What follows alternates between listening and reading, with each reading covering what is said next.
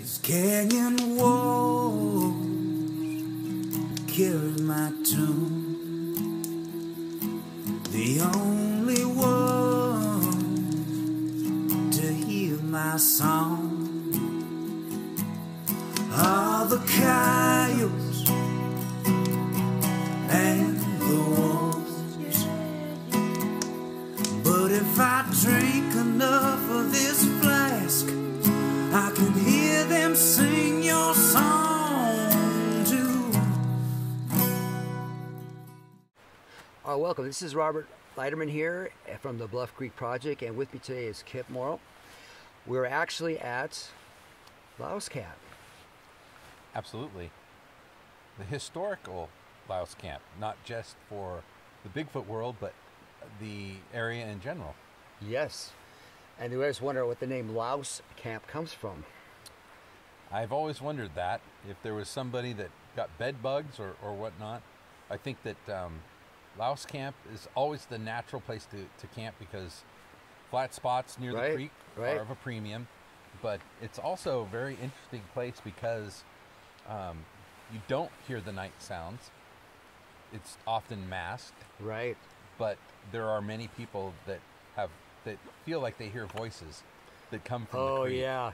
We've had several people who are here by themselves leave, not to mention any names, and end up somewhere else because they kept hearing voices. Like, we're like 270 degrees surrounded by creeks. We have Bluff Creek that whips around this way, and then Notice Creek is just over here. And Notice Creek goes up that way. So there's really a small area that's not surrounded by water. And I think even Deer Lick Creek comes down in somewhere over here. So we're sitting here at Louse Camp. It's getting late. We're surrounded by a few trees. This is the traditional camp here. We have a guest. Mike Meraz is with us today. We have a guest. And we'll get to him in just a second. So we're sitting in chairs, trying to get away from the creek so it's not too loud of a creek. And the sun's going down. It's getting late. It's pretty cool. There's nobody else here but us. It's a beautiful October fall day, which was 90 degrees down in Orleans on the way up. But as so is often the case during the fall up in the mountains, as soon as the sun goes down behind the ridge behind the mountain, it gets cool quick. So it could be 90 degrees and you can have a 50-degree temperature swing at night, so very easily. And like we talked earlier about sound, the surround sound with the creeks all the way around us. But right on the other side of the creek, past the big swimming hole, there's a little ridge right there, and that's the best place to watch us here. So we're probably being watched right now from that ridge right up there. And you talked about Deer Lick, I think it was? Deer Lick Lake and Deer Lick Springs. That's on the other side of that ridge where that creek section puts in. So that's just over there. We had a camera up there for a while, and Rowdy did some drone shots above it, so it's pretty cool. So as we're sitting here, Kipp just pulled out his brand new therm. What model you got there? It's a Pulsar Helion 50. And it is it's a pretty impressive machine. It's a $4,000 therm. Yeah. But it's so small compared to the other ones, compared to the FLIRs, the early FLIRs. Yes. And so, as with everything, technology starts to, it only gets better, and it gets smaller, and it gets cheaper. $4,000 isn't very cheap, but having said that, it's incredible the quality that it picks up. So I actually talked to Bart Catino the other night about his thermal footage. And I said, yeah, it's amazing because, and that was, can you believe that was 2012? I know. I was just thinking about it today. 8 years ago. I was going over his interview and he was talking about it. Yeah, it's hard to believe. 8 years ago. Yeah. But I mentioned that with this therm, he would have had them dead to rights. He would have had detail that his FLIR just would not have had. So I have to admit, I have not looked through that device yet. So Kipp goes, hey, Rob, you want to take a look through this? So I go, sure. I'm thinking, oh, yeah, it's just one of those new expensive gadgets. Put it up to my eyeball, and it is so clear. Very impressive. Now, if Bart only had one of those and a tripod so he'd hold it still and stable, it would have been pretty awesome. It would have been. And the amount of time that Bart actually had to try and get his footage, it would have been, I think it would have been probably quite a bit different, although it's still very impressive what he did capture. Yeah. But I guess it's just the question is it just a matter of time before technology catches up with the actual species and being able to capture one on a better one that's more detailed? I don't know. I would think that it seems like as the price goes down, as the interest still kind of is there, that and the technology goes up, eventually, I think we're at least going to get a dumb one. You know, what are the odds of that? Right. And so, before we get started talking to Mike here, there's another thing that took place here a long time ago. What, 1958? So what's unique about Louse Camp is that Tom Slick, Pacific Northwest Expedition, there's a black and white photo Christopher Murphy has in his book. I think it was shot just right over there. From wherever you sit, it's a stone throw away to the creek. I think it was the firing right over there. What do you think? I think that we could probably get that photo, and much like you did with Steven and Ian and Rowdy and Jamie and everybody, but find the artifacts that still exist here. Yeah. And that might be an interesting endeavor for the Bluff Creek Project to see if we can get that picture recreated and pinpoint where it's at. Oh, that would be awesome. I just want to know who's going to be the secretary. That would have to be you. Oh, I guess so. You're the cute one. Oh, thank you so much. You're too kind. Well, I'm excited tonight because we have Mike Meraz here, and Kipp came down from Washington to join us for this. So, welcome, Mike. Hi, how you doing, Robert? I'm so glad to see you. I remember we first met you. It was kind of crazy because we're out looking for the film site, and we found it in 2011. We pretty much confirmed it, and by 2012, we brought in, showed to Daniel Perez, brought Bill Munson, and then we had cameras set up and we had a sign in. And then when did you stumble upon the sign in? Because you signed in and you left an email address. I think it was did. Jimmy got a hold of you. Yes, he and did. And then you say, oh, yeah, this is the film site. All you had to do was ask me about it. That's correct. Yeah. All you guys had to do was ask me about it. I would have told you. Yeah, we should have ran into you a lot sooner. Then we wouldn't have to go the hassle that we did. So you've been coming here a very, very long time. Why don't you tell us a little about your experience of how you got indoctrinated into the Bigfoot phenomena, and you met some pretty interesting characters along the way, and you have great stories about that. We'd love it. If you don't mind sharing those would be great. No, not at all. I started, and I believe, and I wish I'd written some of this down a little bit better, not knowing that things like this would happen in the future, but I should have written down. From what I can gather, it was 1977. I'd watched a show on, In Search of with Leonard Nimoy. Leonard Nimoy, yes. It was about Sasquatch. And I had just came back from living in another country and came back to college. And my roommate also went to school there. He was a hunter, but I don't hunt. So we watched the program. We all both had a good laugh. Haha, Bigfoot thing was how weird, how strange, everything like that. And we thought, hey, wouldn't that be great just to kind of like go and see something like that? Of course, this is before social media and the internet and all that. Right. So we went to the library, looked up some information. I believe John Green's books were out then. Yes. And we read about them, and we tried to find people that were close to us. And back then, all you basically could do is try to find a phone number. We went to Oakland, and we spoke to George Haas. George Haas, that name sounds familiar. He's older. Bay Area Group? He was part of I don't know if he's the Bay Area Group. Bay Area Group was Warren Thompson was part of the Bay Area Group, which I met also. But George Haas was, I think he knew all those people. So Alan Voorhees and I went to Oakland to meet George and talk Sasquatch. And he was an interesting man, very friendly, very nice. Sat us went to his apartment, brought out those hard plastic topographical maps of California. He had them all cut, and he set up all Northern California. He had a pointer, I remember that. And he began to tell us where he thought there was Sasquatch, where they would live and where they would be, where they would move about. And we took it in stride. And the one thing I came back remembering from that visit with George was he said, well, kids, because we were both like 19 years old, you're not going to find one sitting here or in Sacramento. You got to go out and be out in the forest. That's the only way you're going to find one. And we go, okay, that makes sense. So we looked at rudimentary maps. He kind of explained it to us. And that year, I believe, was 78. It was the next year. borrowed a two-wheel drive truck. It had been raining a lot up here, and by a miracle, we found Louse Camp. And we didn't know it was Louse Camp at the time, only because of the Notice Creek signs were up. Oh, right. And there was a map, a rudimentary map that had Notice Creek, had the bridge there. We found Notice Creek, the signs, and so by deduction, we figured this was Louse Camp, and of course it was through the years. So we started coming up here. Late 1970s, there was on Onion Mountain, there was a repeater station, I think a Ranger radio repeater station up there, something for the Forest Service. Okay, I've heard about that. Yeah, had one up there. So Pete and Vern talked about it too. Yeah, the side of the building, it is a small little building, probably 10 feet, 15 feet long by maybe 10 feet wide with antennas on it. The side of the building was crashed in, like a bear had forced its way in. Okay. I'm going to say it's a bear. And there was a postcard there, and the postcard had Howard Walker on it. And Howard Walker lived in San Jose, and my roommate Alan had just moved into San Jose. So it was about 1980, I think. So he got a hold of Howard. Howard had been in Sasquatch. Howard's a little older than us, was in the military, fought in the Korean War. He read articles about Sasquatch that had been coming up here and didn't really know anybody that was into it.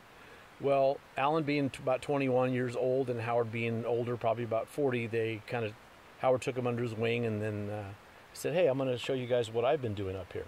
So Alan got a hold of me. We met in San Jose, and then we ended up coming to Louse Camp, all of us together, a couple times, and we were going up the creek.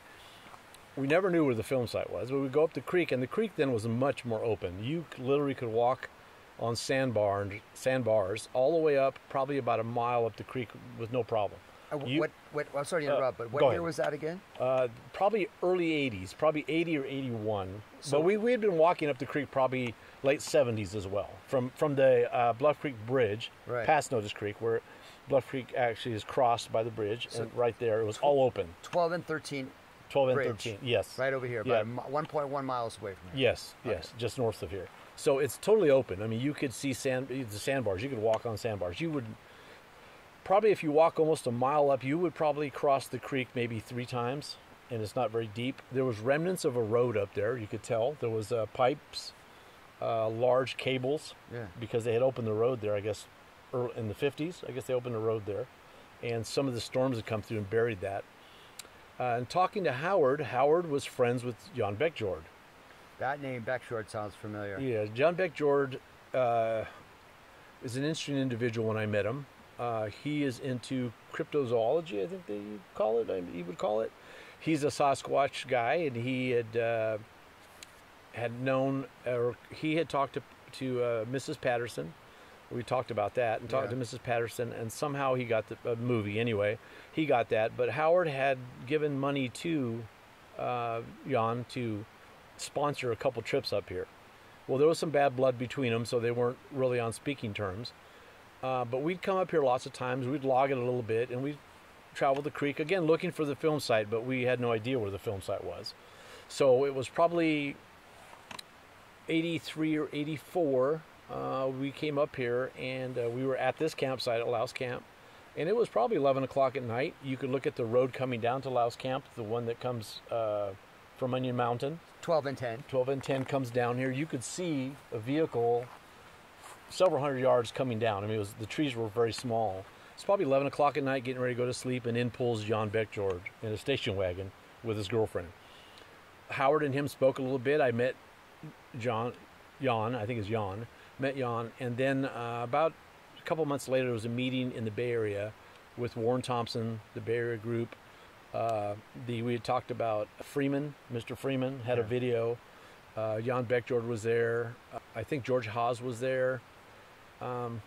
So we met, watched a video of alleged Bigfoot. None of us really believed it was a Sasquatch, and spoke afterwards. And so anyway, we continued doing that. The next year we came up, and I remember, and I wish I would have noticed it, it's signed. Anyway, we were at this camp. I believe it was June. I know it was 1985. It was the summer of 1985. Howard and I were here, camped, not at this pit right here by this camp. We were over at the other side where you're at now. Okay. And in pulls a little van, a beat-up little van with British Columbia license plates. It was towing a trailer, had a little 3-wheeler on it.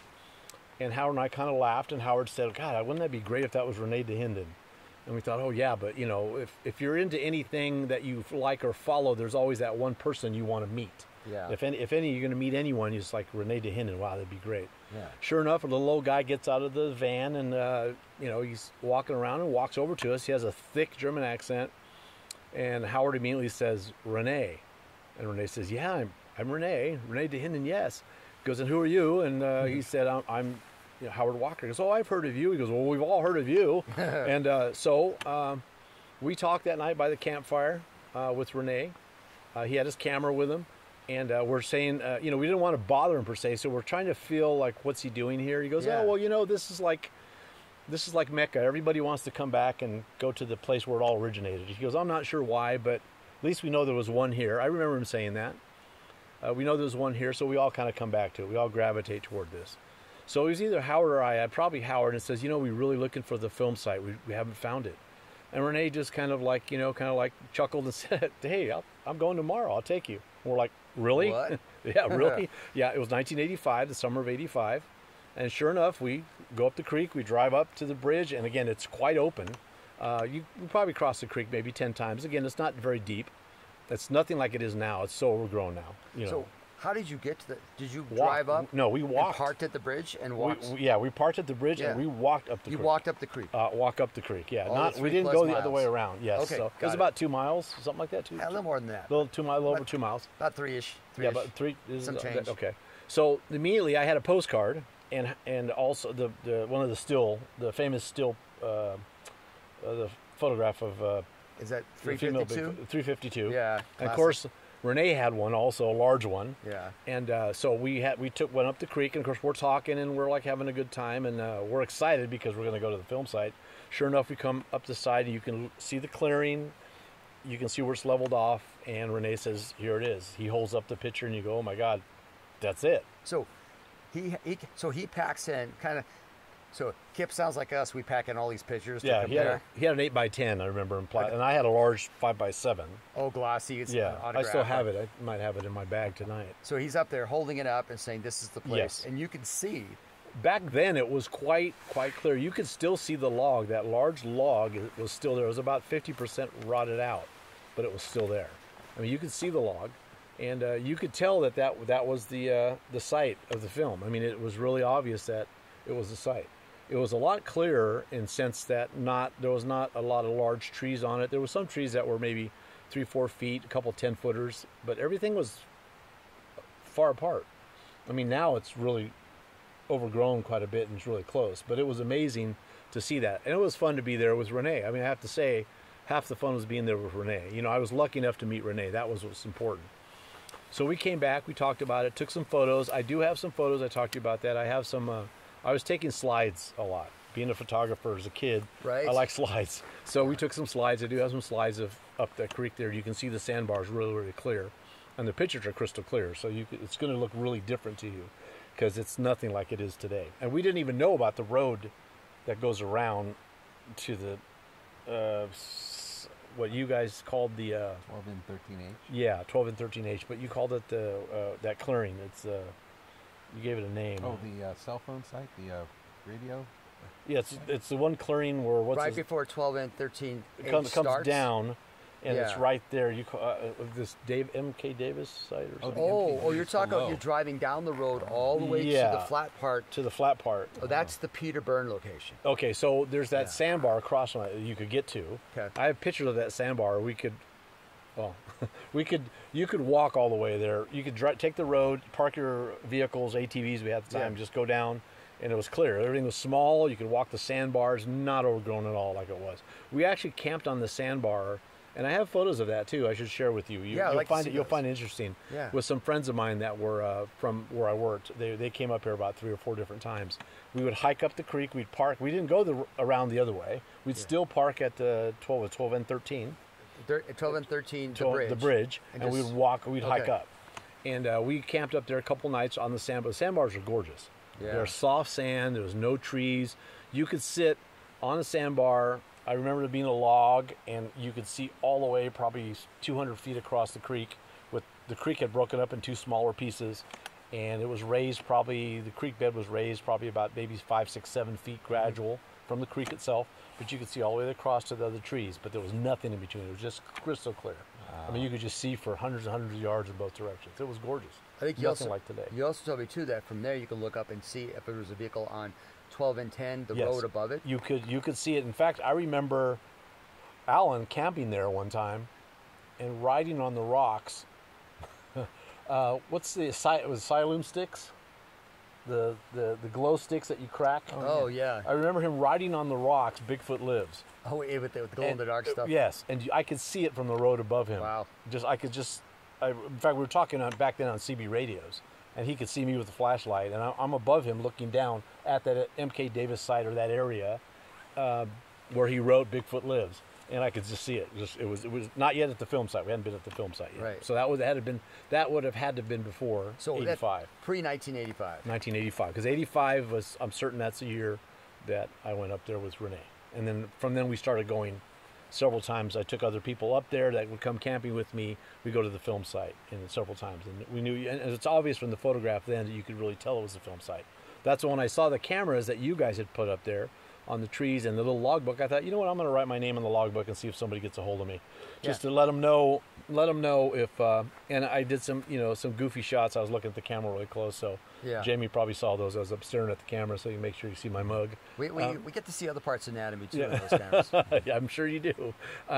Just to let you know that I was up there, and then I think Jamie got a hold of me. You were saying, he Jamie emailed made the me. first contact. Yeah, and you said, "Oh, I know where it is." Yeah, I know. So it's like, when's the last time? Okay, you meet Renee down here. Yes. Did you know that was Renee? Did you look at his face and say, I recognize. I immediately recognized Renee, especially when he spoke, because I had seen something on video, and he had that thick German. He's Swiss. They speak German. And he had that thick accent, and I knew Renee just right away. British Columbia, and the plate, and just he's a shorter man, not really tall. He was about 5'4", 5'5", maybe. We became friends. We corresponded back then, writing letters back and forth. And I think I showed you some of the letters that Renee sent me. You got some good stuff. And then did some photos. We actually, my wife and I know for a fact it was 1993. Okay. 93, we went to Alaska. We drove to Bellingham, Washington, put my truck on board a ship, my camper, got off in Skagway and drove back down the Alcan. And on the way back, we stopped in Vancouver. And we went to the Vancouver Gun Club where Renee lived. Yes. He invited us to stay there. So we parked the truck on the premises. So we went into his little trailer. And my wife and I spoke with Renee for several hours. My wife got tired, went to bed. And Renee and I talked till like 2 or 3 in the morning. Just BSing back and forth with Renee. I got to know Renee, I think, fairly well. He told me some of the things that he liked about bigfooting. He told me some of the things that he didn't like about some of the people that were bigfooting. Oh yeah, He was very opinionated. He was an honest guy. I think you could figure Renee out pretty fast. I'd have to say he reminded me a lot of my father, I guess, because my dad was a no bullshit kind of guy. Yeah. You could tell right away who he was from just talking to him for 10 minutes. And so Renee was like that kind of guy. So he felt comfortable with me. We became good friends. Him and Howard became good friends. So, I mean, I got to learn a little bit more about Sasquatch through him, through some of his endeavors, what he did, what he believed. We sat down, and I could tell you now, I mean, he told me he believes it does exist. He believes it's an animal. It's a actual living, breathing animal. It's not something that you would probably find along the lines of cryptozoology. He believes it's maybe Gigantopithecus. He believes maybe it's that missing link per se. Mm-hmm. That's what he believes, and that's kind of what I've always felt.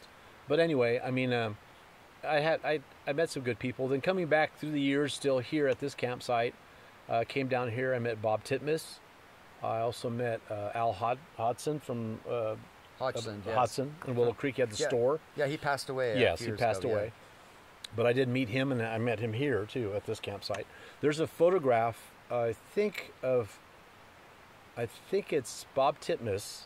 They're clearing out a hole where there was a alleged handprint. It's at the museum. I think you might have seen it. There's a few pictures. It's a museum right there in Willow Creek, but they're clearing out a big a pond.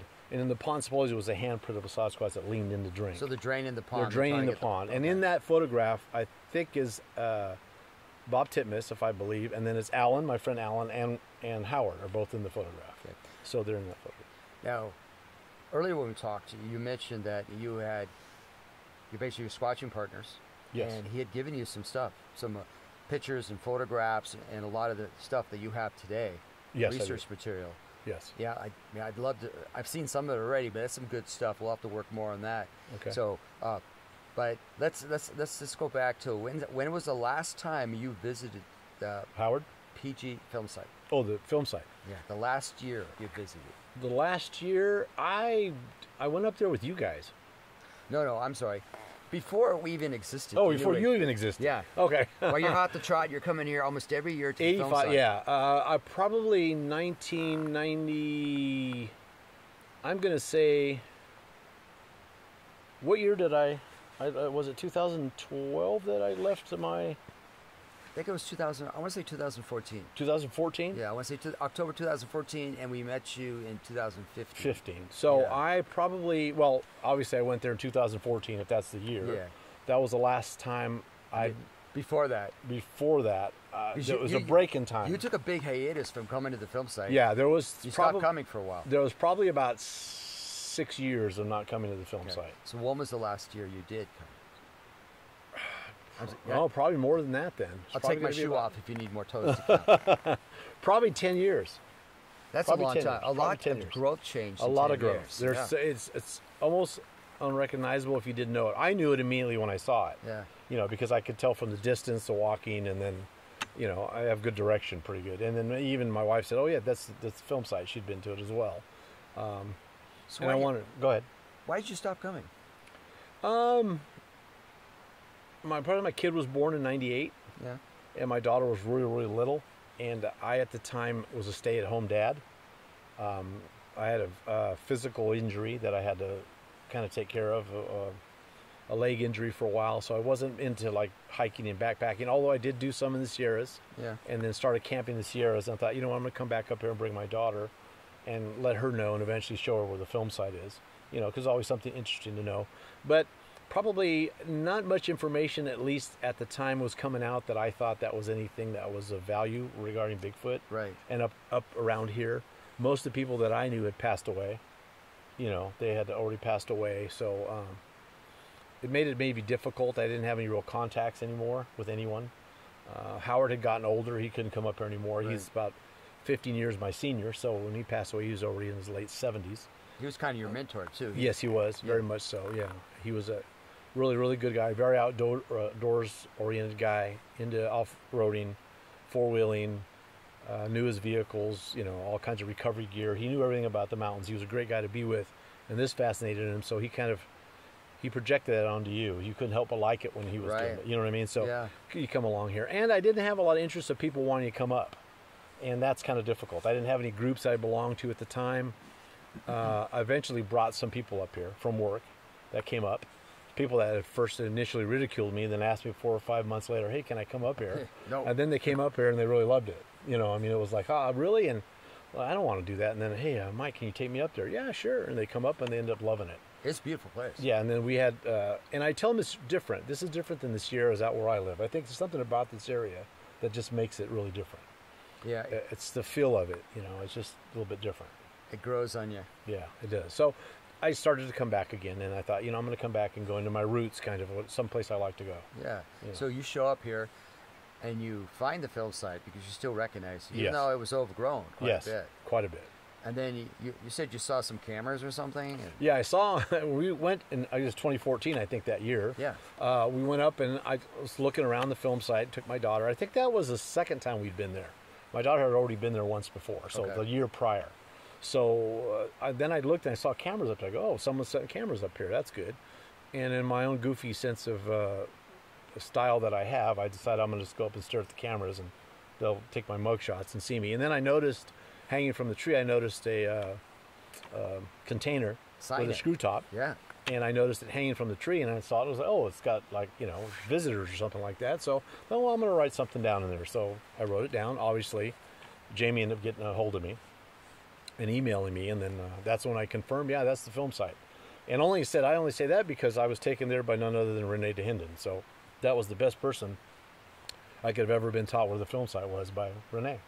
Yeah. And so Mike goes, I could have told you where it was. Yeah, I could have told you. It's like, where were you? Like back in 2010 when we were trying to filter through all the overgrown vegetation, photographs. I wish I would have known, because I would have loved to show you guys. Yep, that's where it is. I mean, that's, I couldn't have, like I said, we were fascinated just with sitting down and talking to Renee. He sat here, you can imagine, just like we are tonight by this campfire. By a campfire. Yeah. We're sitting there talking for like 3 or 4 hours the night before, and the next day we're going to the film site. He goes, oh yeah, I'll take you, no problem. That is so cool. So that worked out great.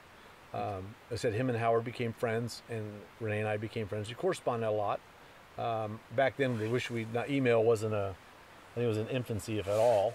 So a lot of letters were going back. Snail mail was going back and forth. Oh, I remember those days. Yeah. And if you read some of Renee's letters, he's very blunt in what he says. If you remember, he was a fascinating man to talk to.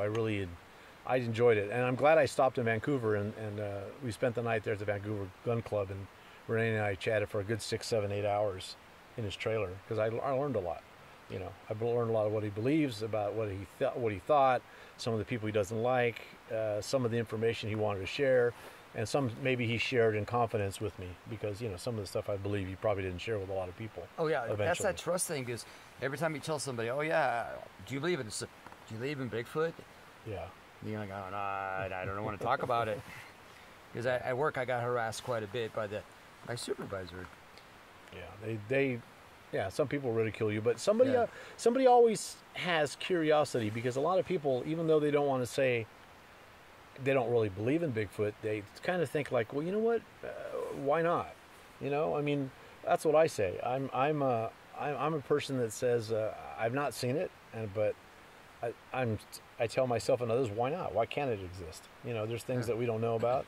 I have a list of people that I'm going to call when it does become scientifically proven. Yeah, I mean, it's payback time. Yeah, yes. It's a fascinating subject, which a lot of people have this curiosity of finding out a little bit more about, and then they kind of hit you up for information, and if anybody ever asks me, anytime they ask me, hey, would you take me? Sure, I'd love to take you. And once people come out here, they really tend to like it. I like it a lot. They may not return, because it is a difficult place to find. You are off the beaten path. It makes some people uneasy. They don't like to be up the beaten path. And in this day and age where everybody has cell phones and they have reception and stuff, there's no reception out here. You're on your own. So it's it's an interesting place to be. Makes you wonder, though, about how people used to manage to be in the middle of nowhere. Yes, when without cell phones anything. Didn't exist. It didn't exist. You might have radios or something to that effect, but still, nothing the like idea that I don't have immediate contact with the outside world, and I think that kind of plays into people's fears a little bit. Oh yeah. So I can't believe it too. It's like, I remember before, no cell phone. Okay, honey, I'll see you in a couple weeks. Yeah. And so my wife's at home waiting 2 weeks, no communication. I don't even tell her I made it to the site. I don't even tell her I'm coming home. I just show up, right? Yeah. Now I call when I get to the cell zones, and I call every time I check in. So it's safer. It's better that way. Talking about you, when you were going to meet me here that day. Yeah. Oh, yeah. You eventually showed up. Oh, yeah. Go ahead and share that. Yeah, I was here. Robert was going to meet me, and he said, hey, we're going to go up to Bluff Creek and Louse Camp. I'm going, I think it was Friday, too. I think it was a Friday. Might have been a Friday. Probably was. And I said, okay, I'll come up there. What time are you going to be there? You live a lot closer than me. I'm coming from Sacramento. Yeah. I'll be there by 6:30 at the latest. And I just, Robert's a great guy. Hey, Robert, you're right here. You're a great guy. Thanks. And it's one of those things I'm thinking, I don't know if he's going to be here at 6:30. So I came here, I set up camp, did my thing. And, I've camped solo before. I've backpacked solo. And it takes you getting used to. Yes. Solo. I'm a campfire guy. I know people that sit in the dark, not me. I just cannot sit in the dark. I got to have a campfire. Even for the things that go bump in the night, I feel better with a campfire. It's a little more security. So I build my campfire, and I build it bigger because you're not showing up, and bigger because you're not showing up. And the time starts flying, 7:30, 8:30, 9:30. I call you a few names, not too bad. Yeah. I did have an inReach satellite communicator. I was at that time texting my wife. And I was surprised that within 2 minutes, the message would go, and she'd send me back a response. It was very quick. Wow.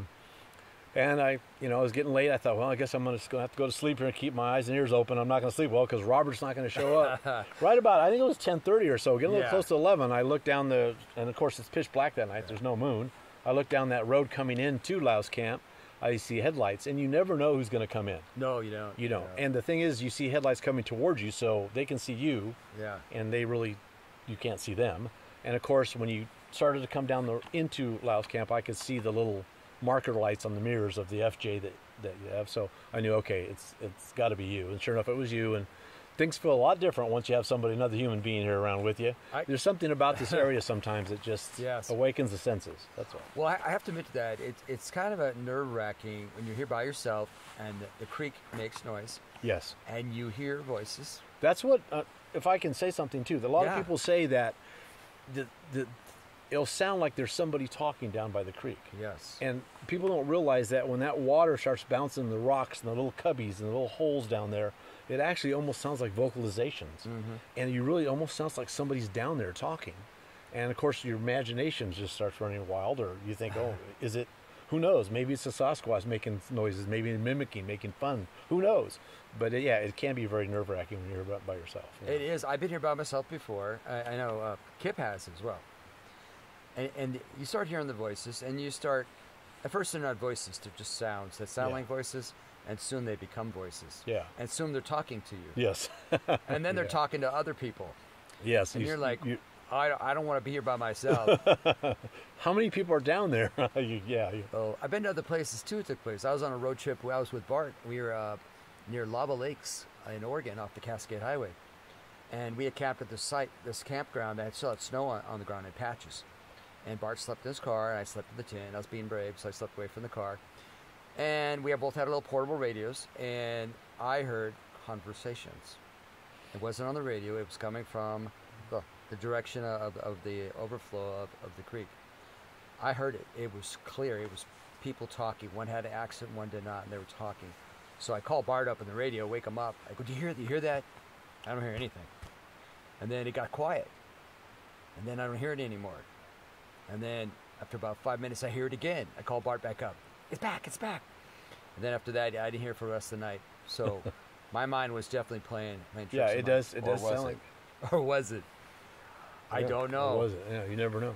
Who knows? Maybe there's people walking up down that creek right now we don't know about. We don't know about it. Yeah. Well, I'll have to ask you this, because you spend a lot of time in the outdoors. Kit spends a lot of time in the outdoors, and sometimes by ourselves. Yes. So we're out doing our thing. Have you ever experienced something that you cannot explain, like footsteps following you, or rocks tossed at you, or other things of that nature here at the Bluff Creek drainage while you were here? I heard, we camped at, the names are running all together here right now. That's okay. Continue up the Go Road to the dead end, Elk Valley. Elk Valley. We're camped up at Elk Valley. We had something very unique happen to us. I was with Alan and another friend of mine named Bruce. Yes. And we had left our vehicles at Elk Valley, and I may have never told you this story. And the thing that was unusual about it, it wasn't per se so unusual, but we know there's no towns around here. I don't know about you, but there's really no towns around here. No. If you're at the Go Road all the way from Elk Valley, what's the closest town to you? Orleans? And how far is Orleans? Or 32 miles. So 32 miles. Or Gasky on the other side. Yeah. But how would you get to? Is there trails maybe that take you that way? The 6 Go miles. Road, the middle doesn't connect, so it'd be the other side of the Go Road. Okay, yeah. We used to ride that in 4-wheel drive. It used to be able to connect to the Go Road coming down from Crescent City. They stopped building it because I understand there was the federal lawsuit or the Indians. Sacred High Country. Sacred High Country. Yes. So they blocked it. But it used to be a 4-wheel drive trail. Now they got berms up, they got it blocked. Yes. But before we used to able to 4-wheel it. We 4-wheeled it several times. And it was real beautiful up there by Dr. Rock. That's where it is. Yeah. And you go past Dr. Rock's up alongside you. Yeah, Chimney Rock. And the Chimney Rock. I'm assuming not Chimney Rock. And you go up that way, you go down and it connects, and it was paved.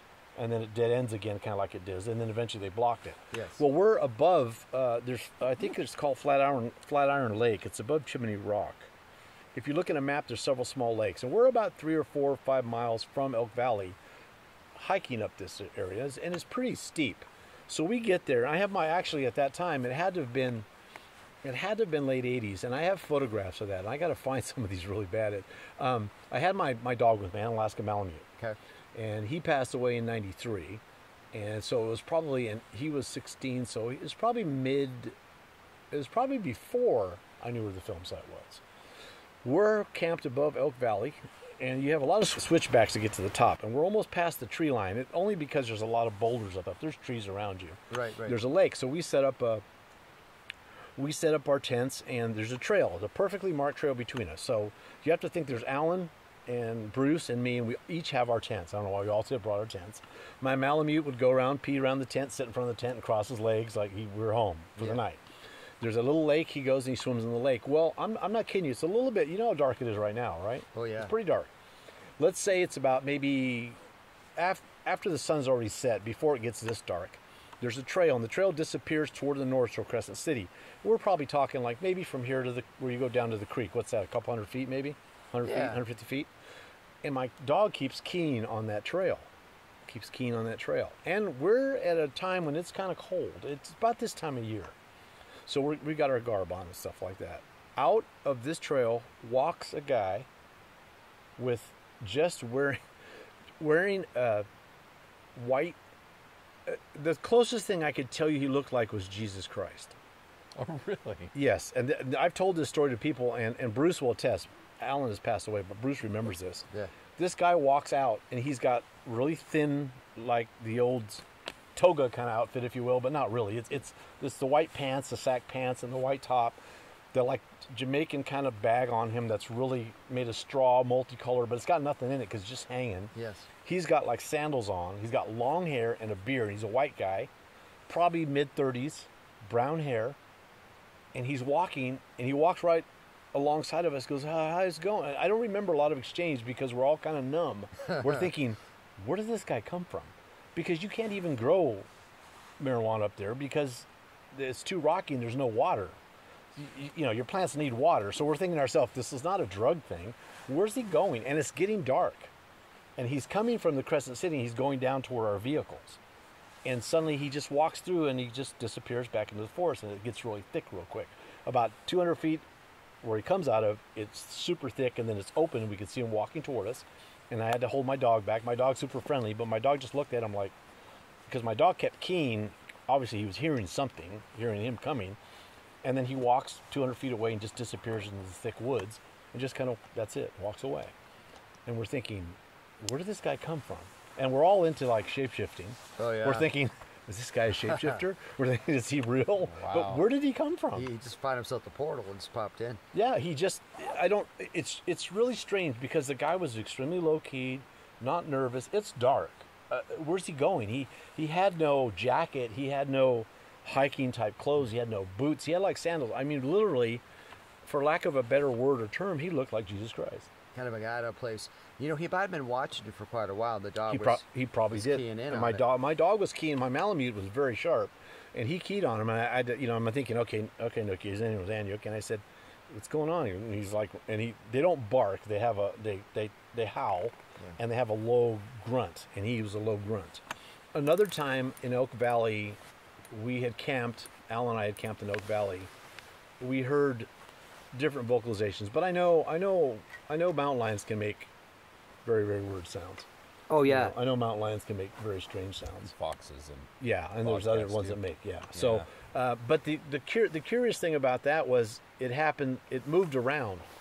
In other words, it was for a while it was on one side, and then 30-40 minutes later it was on the other side. 30-40 minutes later it was like a different side. So you're saying you're being stalked or circled by something. Yeah. Sound familiar, Robert? From anything Sure does. You were in, and Oak Valley? that's up in Oak Valley, and that's up in Oak Valley. So I don't know. I don't believe it was a bear. I know mountain lions like to stalk people. They do. Usually they're pretty quiet about it, but every once in a while they break a twig. Yeah. This was vocalizing, and it was muffled. It almost sounded like. Somebody mimicking someone in pain. Interesting. Yeah, someone mimicking somebody in pain. So it's scary. Wow. You hear like far away. But the sad part is not sad. The interesting part, it's like, Alan and I always had this thing about when we had a campfire, we face each other.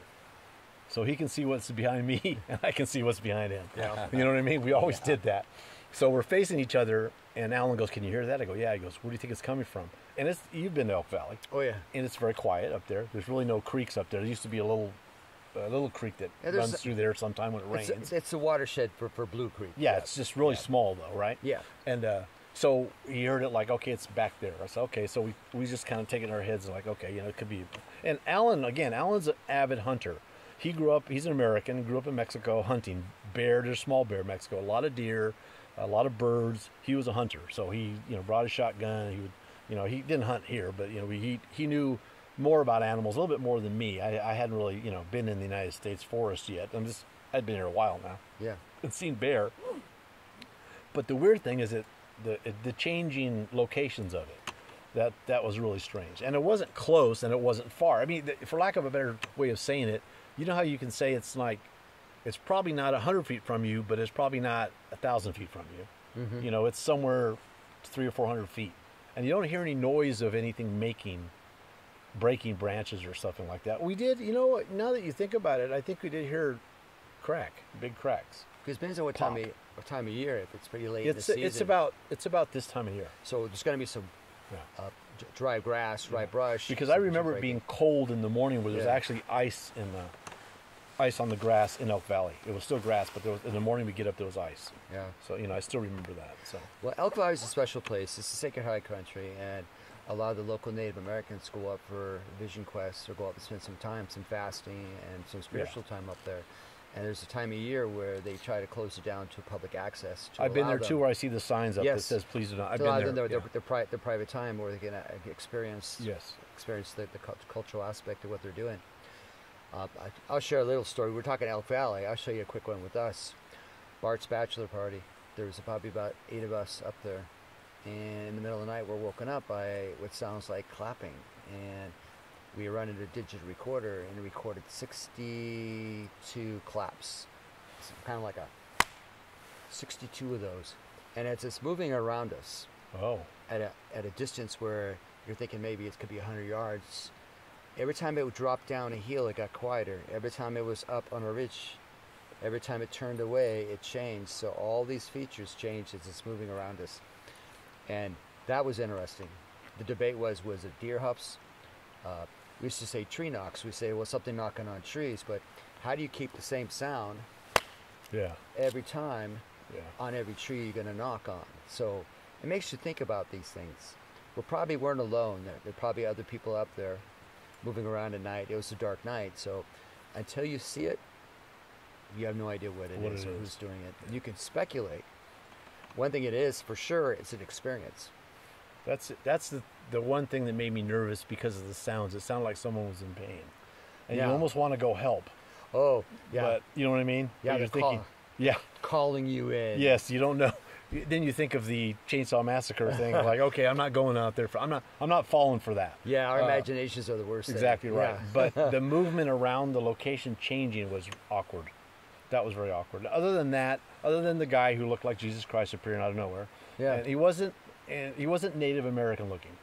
You know what I mean? Yeah. He looked like a photograph that my mom used to have on the wall of Jesus Christ.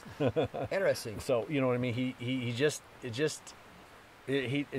was just very strange because the clothes, we're a little bit wrapped up right now, because it's a little cool. But this guy came in with, just the sack outfit, not sack, but for lack of a better term. And this was what time of year? About this time in October. Jeez. Wow. Yeah. Coming down from that. So, so it's just made it really, really awkward because I'm thinking, where did this guy come from?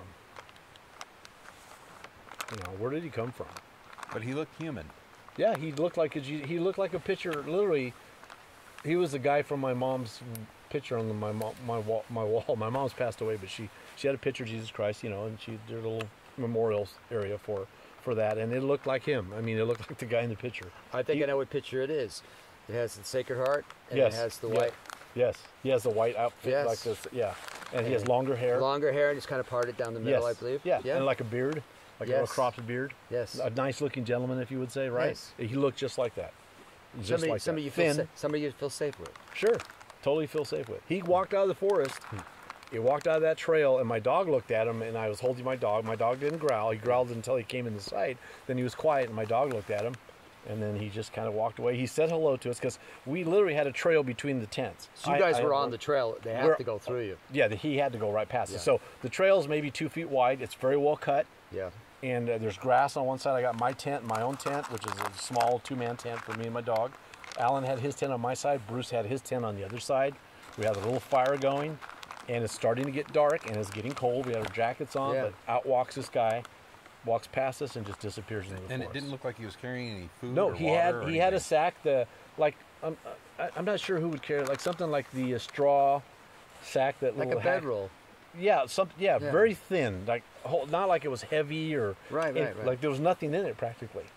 Yeah, wow. Nothing in it, and that was the strangest thing that has ever happened to me up here. Oh no, something else happened to me. I'll tell you what. Go. Okay, I'll tell you what else. My wife and I, and not my ex-wife, but if you doctor, we're going to Onion Mountain. We're leaving that way, right? Right. I go to the top right there where you start to feel the air coming from the coast. Yes. You know, where it gets cold right away. Yes. This dog runs out of the forest, a small dog, kind of like the dog that Fraser had on the TV show, Jack Russell. Jack Russell. He runs out from the right. It's right where you come to the T, right at the top, where you can feel that cold air coming from the, Yeah, it's really dark or no, it's late afternoon. We're leaving. No. I'm sorry. I think it was morning because we usually leave here about 10, 11 o'clock in the morning. Okay. So it's around noon, but to the right it's really thick woods, and this dog runs out. He just runs out like he's happy. Now, I know that close by I've been all up on Onion Mountain. I've been hiking through Onion Mountain for years, and Onion Lake, the little lake and stuff. I've been all through there on foot and back around to this road. I know Laird Meadow. I've been through all that on foot. So I'm pretty familiar with the maps and looking, because I've hiked a lot. We used to hike these roads at night.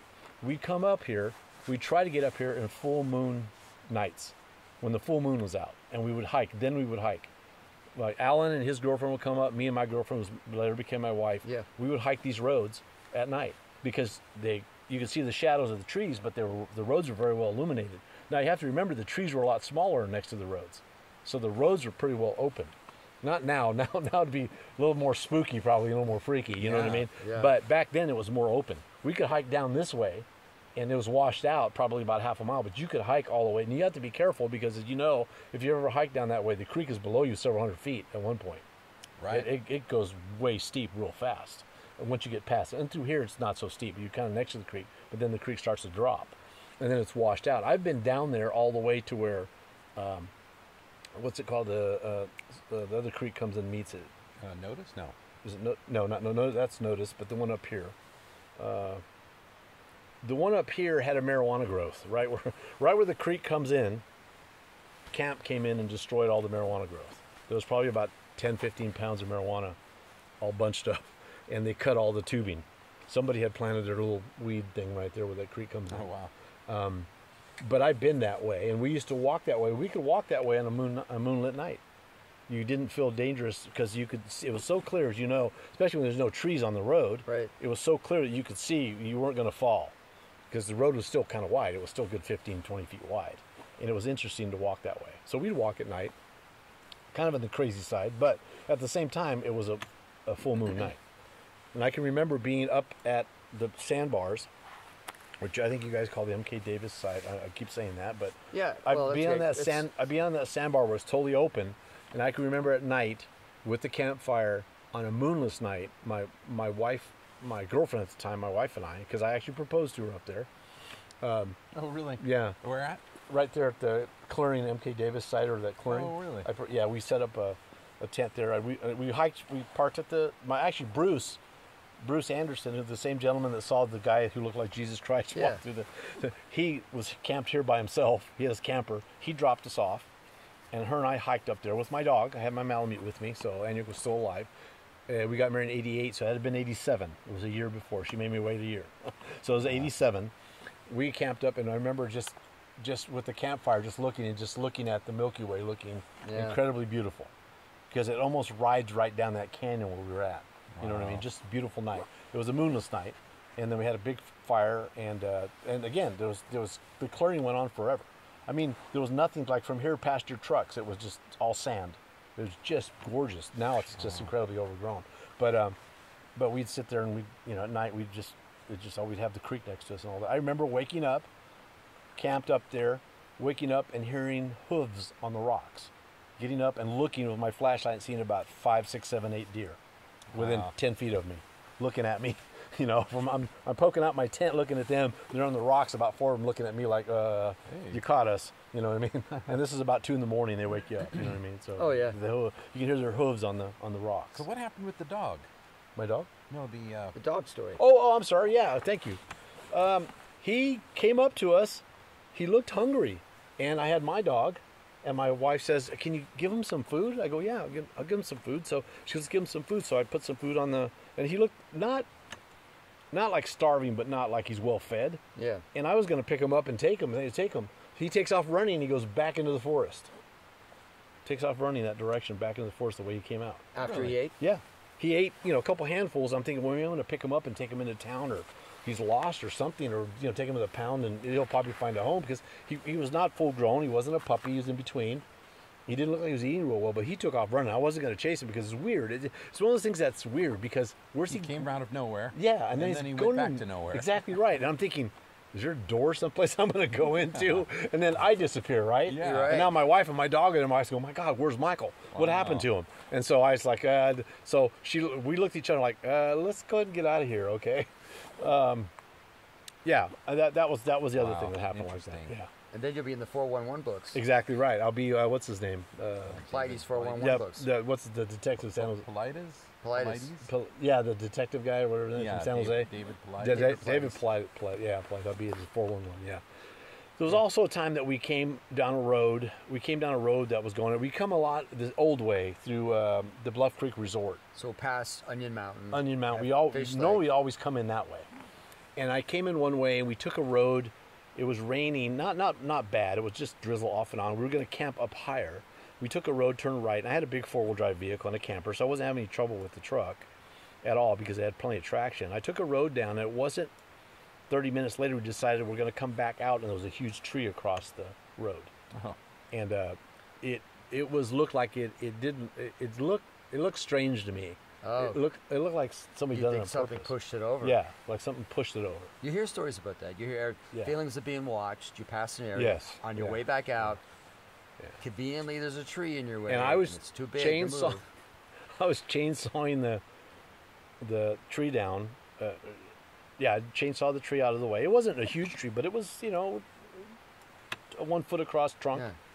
Yeah. And then my wife stood guard, armed, looking around. You know what I mean? I told her, stand guard. Okay.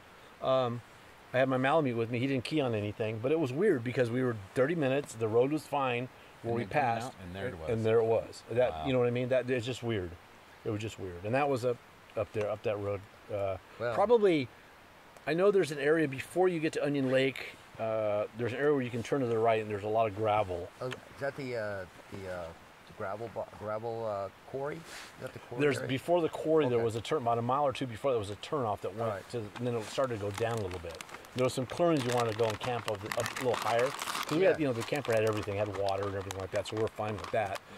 Kipp works for a department that puts out fires. Yes, he had told me that before, so I noticed that. Yeah. I work for an agency that makes sure people don't start fires. Yes. So we're always concerned about adhering to the rules. And I work for myself that I love a fire. Yes.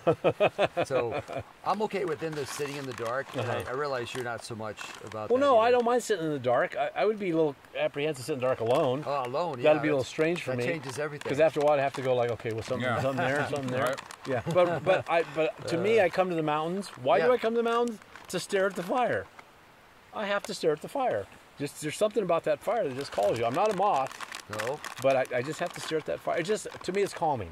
And it's reassuring. Oh, yeah. Right? I think we should be okay. So we should probably go start it. That's cool. So in closing now, I appreciate you sharing this because being able to meet Renee DeHinden at a location that a few years earlier, he was with a group that was organizing to go search for Bigfoot. Yes. That's crazy, And you get to meet him here. He shows up in a VW. What are the odds? Van, a beat up little Ford van or Chevy van or something. That's just crazy. So, what are the odds, right? And then this gentleman takes you to the film site. Yes. Where it all started. Where it all started. Now, tell me that wasn't meant to happen, you know?